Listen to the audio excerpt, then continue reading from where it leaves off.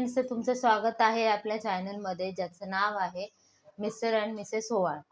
तर आज मी तुम्हाला दाखवणार आहे मटारचे पराठे. आणि हे पराठे एवढे छान लागतात ना चवीला, तुम्ही एकदा तरी ट्राय करून बघा.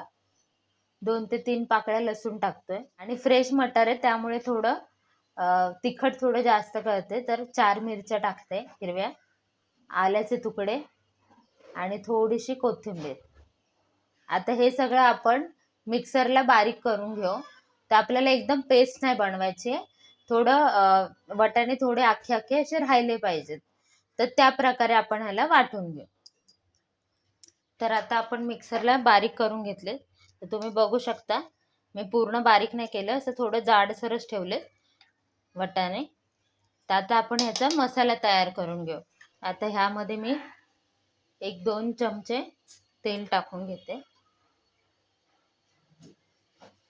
आता तेल गरम झाले तर त्यामध्ये थोडंसं जिरं तडतडलं की ह्यामध्ये आपण बारीक चिरलेला एक कांदा आहे मीडियम साईजचा, तो टाकून घेऊया. आता कांदा आपल्याला लालसर भाजून घ्यायचा आहे. तर आता आपला कांदा लाल होत आलाय. थोडीशी हळद, धना पावडर, थोडासा गरम मसाला आणि थोडंसं लाल तिखट. आता आपण हिरव्या मिरच्या घेतल्या होत्या त्यामुळे लाल तिखट थोडंसं कमी टाकते. त्याला छान मिक्स करून घेऊ. आता ह्यामध्ये आपण वाटलेलं जे हिरवे वाटाणे वाटलेत ते टाकून घेऊ.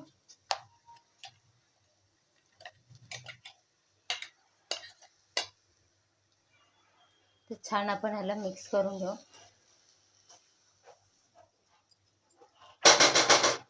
आता आपण ह्याच्यात चवीनुसार मीठ टाकून घेऊ आणि परत त्याला छान मिक्स करूया. आता वाटाणे कसे फ्रेश असल्यामुळे ना जास्त वेळ लागणार नाही त्यांना शिजायला. आणि थोडा रंग बदलत आला की आपल्याला समजेल की आपलं स्टफिंग जे आहे पराठ्यांचं ते रेडी आहे. आता याला आपण छान 10 मिनिटं तरी असं वाफवून घेऊ.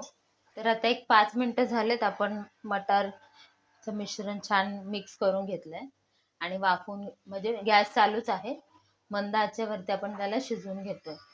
तर त्यामध्ये मी थोडंसं चाट मसाला टाकते. तुमच्याकडे जर आमचूर पावडर असेल तर तुम्ही आमचूर पावडर टाका. ह्याने एक वेगळीच चव येते पराठ्याला आणि या स्टफिंगला. आणि आता सध्या अजून तरी मार्केटमध्ये फ्रेश वाटाणे मिळतात आहे. तर तुम्ही एकदा तरी घ्या आणि बनवून ट्राय करा. तर तुम्ही बघू शकता आपल्या वाटाण्यांचा कलर पण चेंज झालाय. म्हणजेच आपली स्टफिंग ऑलमोस्ट रेडी आहे. अजून एक 2 मिनिटं.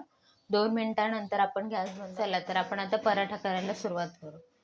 त्यासाठी मी एक गोळा करून घेतलाय. तर त्याला मी जरा पिठात मिक्स करते आणि याची अशी वाटी तयार करून घेऊ आपण.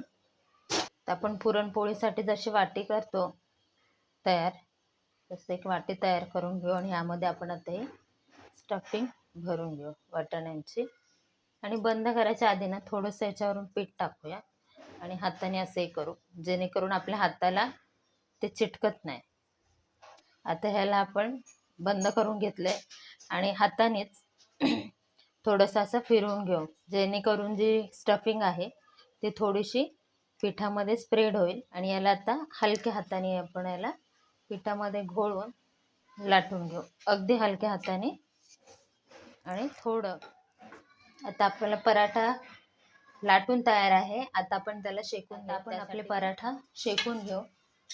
आता मी तवा ठेवलाय तापायला. हलकंसं तेल टाकून घेते तव्यावरती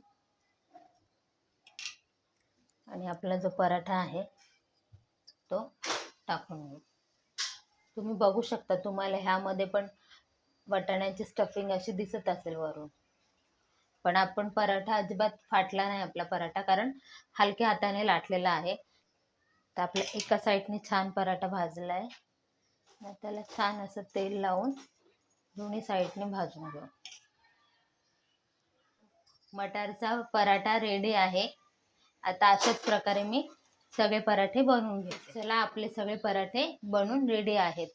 तर आपले मटरचे पराठे रेडी आहेत. हे पराठे तुम्ही दही बरोबर खावा, सॉस बरोबर खावा किंवा चाय बरोबर सुद्धा खाल्लं तरी छान लागतात. खूप छान लागतात. तुम्ही बघू शकता सगळ्यामध्ये तुम्हाला स्टफिंग दिसेल. मी थोडंसं तुम्हाला हे बघा, छान अशी स्टफिंग सगळीकडे पसरलेली आहे. तर तुम्हाला हे पराठे कसे वाटले हे मला कमेंटमध्ये सांगा आणि आपल्या चॅनेलला लाईक करा, शेअर करा, सबस्क्राईब करा. Thank you for watching.